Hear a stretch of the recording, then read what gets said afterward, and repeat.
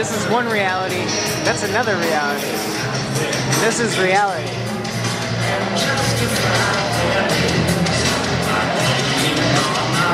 What's the temperature outside? It's nice outside.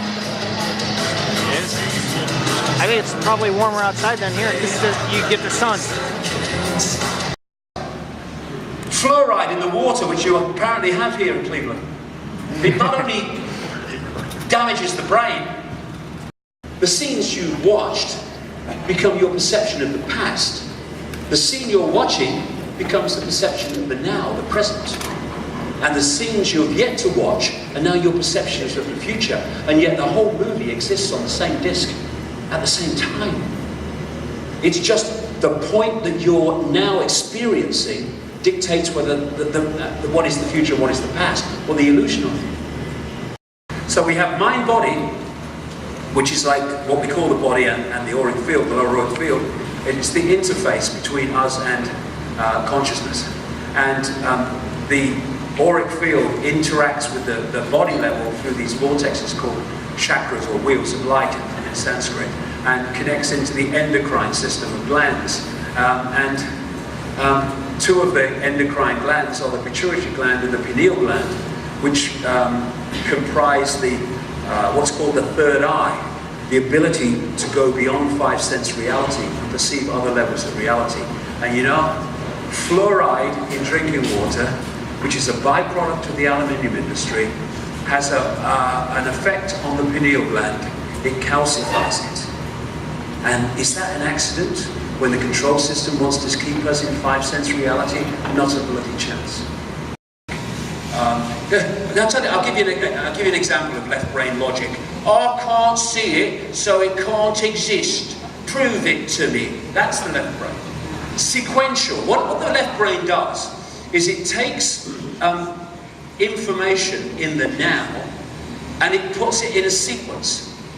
The quicker it moves that sequence, the quicker time seems to pass. The slower it moves that sequence, the slower time seems to pass. That's time, left brain.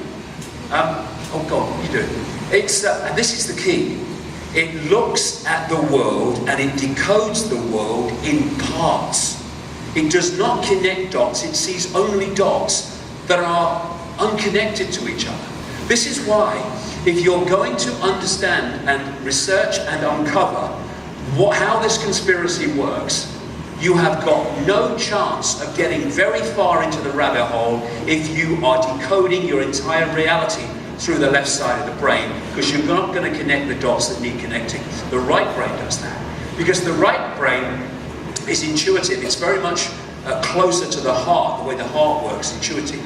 How do you feel? What do you feel to do? And it looks at things in wholes. The right side of the brain doesn't see parts, it sees a tapestry of parts connected. That's why you have to open the right side of the brain before you can start connecting the dots. The idea, this is Neil Haig's portrayal, the idea is that information passes between the two sides. So you get the best of this, you get the best of that.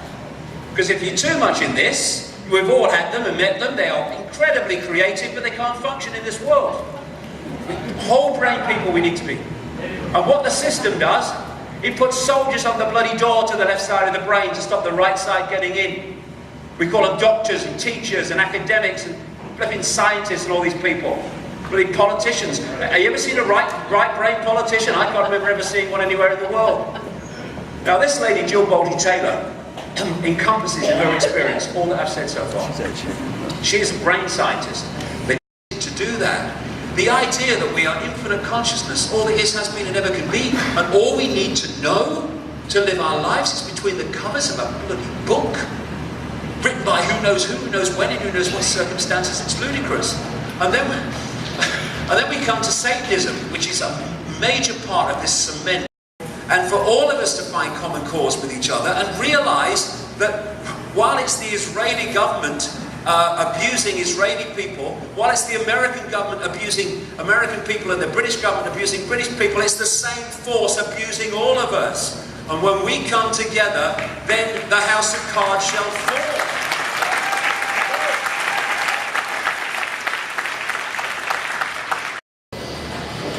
years and years ago, virtually no one wanted to hear this stuff, and now people all over the world, you never thought possible, are opening up to it.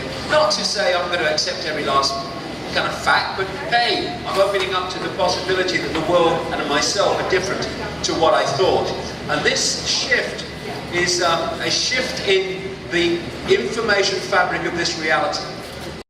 And we are seeing, slowly but surely, and more quickly all the time, humanity waking up. From this point on, I'm going to go with my intuitive knowing, which is way beyond the village idiot level of thinking, and I'm going to let the information be my guide. And if it takes me into areas that are at odds with other people, well, it'll have to do so. Because if I don't go into places that are at odds with other people, I'm not living my life and my perception of reality. I'm living their version of what I should believe and my level of reality. You know, people talk about sheep, but at least sheep need a sheepdog to keep them in line. We don't need the sheepdog, we do it ourselves. Humans do. You know, when you're in these what I call hassle-free zones, these norms, you're all in there. What's that? Oh, did he? That's horrible. That's what happens. That's called physics. He was one with the wall. It's like when I saw